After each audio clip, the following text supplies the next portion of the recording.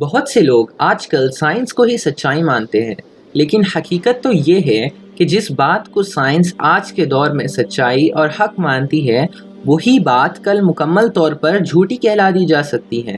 اس کی بہت ساری مثالیں ہیں، تو چلیے کچھ پر نظر ڈالتے ہیں تاکہ ہمیں پتہ چلے کہ حقیقت کیا ہے۔ حیاتیات حیاتیات کو آج سیوڈو سائنس کہا جاتا ہے۔ حیاتیات کے طلبہ کھوپڑی کی شکل کا مطالعہ کیا کرتے تھے تاکہ لوگوں کو ذہنی اعتبار سے جان سکیں اور ان کے مختلف فیکلٹیوں کی طاقت کا اشارہ لگا سکیں، اور ہمیں پتہ چلے کہ ایک مخصوص شخص کی کیا طاقتیں اور کیا کمزوریاں ہیں۔ جدید سائنسی تحقیق نے اسے ختم کر دیا، یہ ثابت کر کہ شخص کی خصوصیت ان کے دماغ کے مخصوص حصوں سے نہیں جانی جا سکتی ہے۔ بلینک سلیٹ تھیوری یہ بلینک سلیٹ تھیوری یا ٹیبولا راسا تھیوری جان لاک کے ذریعے 1689 میں بڑے پیمانے پر مقبول کی گئی۔ جان لاک نے یہ تجویز پیش کی کہ لوگ بغیر ذہنی مواد کے پیدا ہوتے ہیں اور یہ کہ ان کا علم تجربہ اور تاثیر سے حاصل ہوتا ہے۔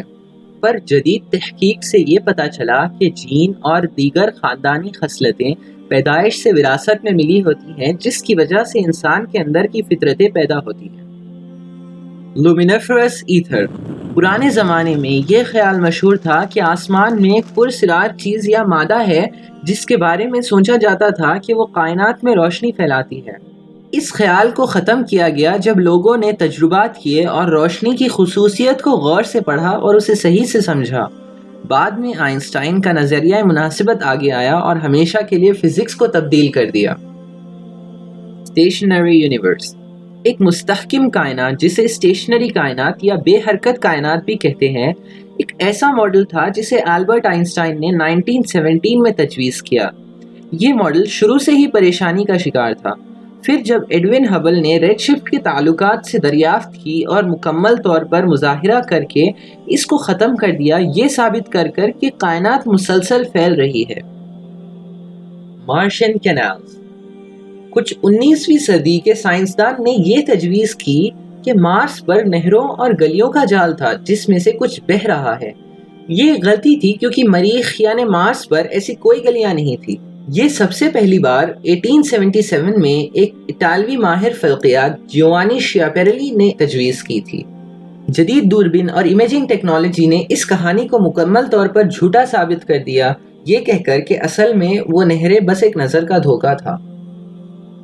فلوجسٹن تھیوری فلوجسٹن تھیوری سب سے پہلے 1667 میں ایک جرمن سائنسدان جوہان جوچم بیشر نے تجویز کی۔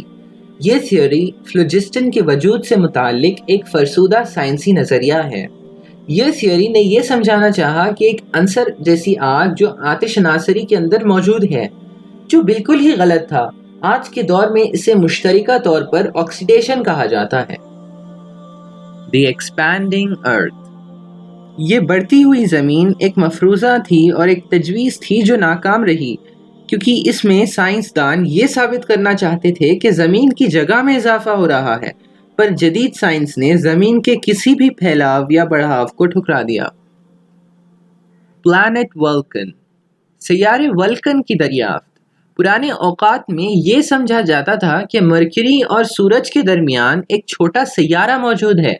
فرانسیسی ریاضی دان اربن جین جوزف لیوریئر نے اسے ولکن نام دیا، پر آئنسٹائن کا نظریہ مناسبت کے آنے کے بعد یہ پتہ چلا کہ ایسا سیارہ کبھی موجود ہی نہ تھا۔ اسپونٹینیس جنریشن یا خصوصی نسل ایک مفروضہ تھی جس سے لوگ یہ ثابت کرنا چاہتے تھے کہ زندگی بے جان اشیاؤں اور بے جان ماداؤں سے شروع ہوئی۔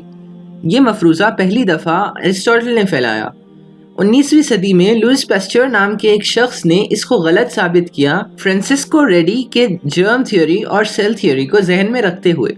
تو یہ مثالیں ایک واضح ثبوت ہے کہ سائنس حقیقت نہیں ہے، یہ تو صرف بس ایک عارضی تفہیم ہے جب تک انسانیت چیزوں کو مزید نہیں سمجھ لیتی ہے۔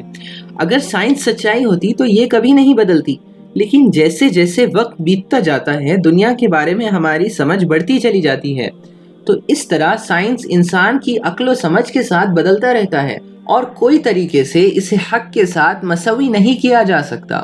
دنیا بھر کے بہت سارے اسکولوں میں بچوں کو یہ سکھایا جاتا ہے کہ انسان بندر سے تبدیل ہو کر انسان بنے ہیں۔ ان اسکولوں میں لوگ ان بچوں کے ذہن میں اس طرح کی باتیں سکھا رہے ہیں گویا یہ حقیقت ہو، اور کوئی بھی بچہ جو اس پر سوال کرنے کی ہمت رکھتا ہے اسے جاہل قرار دیا جاتا ہے ہمارے جدید دنیا کے نظریے کے مطابق، اور اگر وہ اپنے امتحان میں اور کچھ جواب دیتا ہے تو انہیں ناکام کر دیا جاتا ہے۔ یہ سب اس لیے کیونکہ انہوں نے اس خیال کو سچائی کے طور پر قبول نہیں کیا۔ یہ ماننا اتنا مشکل نہیں کہ بے دین لوگ دنیا میں بڑھ رہے ہیں اور جدید دنیا میں عالمی تعلیم بے دین لوگوں کے نظریوں سے سکھائی جا رہی ہے۔ امریکہ کے معروف سائنسدانوں پر ایک مطالعہ اس نتیجے پر پہنچا کہ 60% ممتاز سائنسدان خدا پر یقین رکھنے والے نہیں تھے۔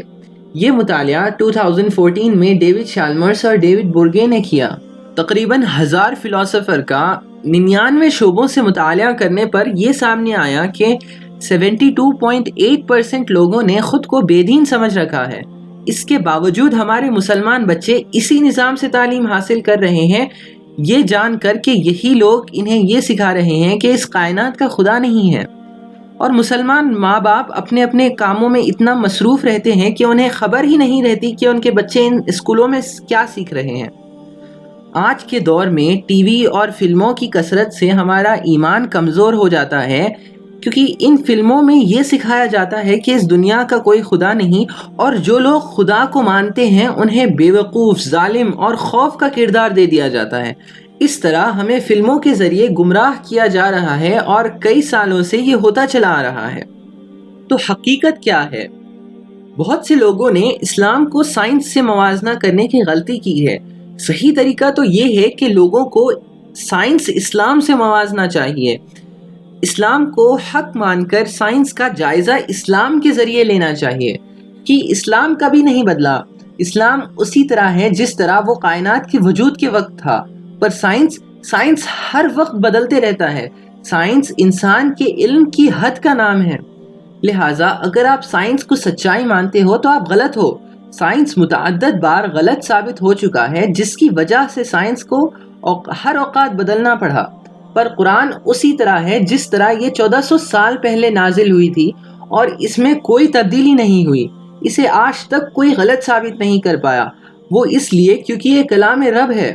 قرآن سے انسان کبھی بھی گمراہی کے راستے پر نہیں جا سکتا، اور اگر آپ اس قرآن کے اندر کی ہدایت پر عمل کریں تو آپ یہ غور کریں گے کہ آپ ایک بہترین انسان میں تبدیل ہو جائیں گے، اور اس تبدیلی کا نتیجہ ہوگا اس دنیا اور اس آخرت میں حقیقی کامیابی۔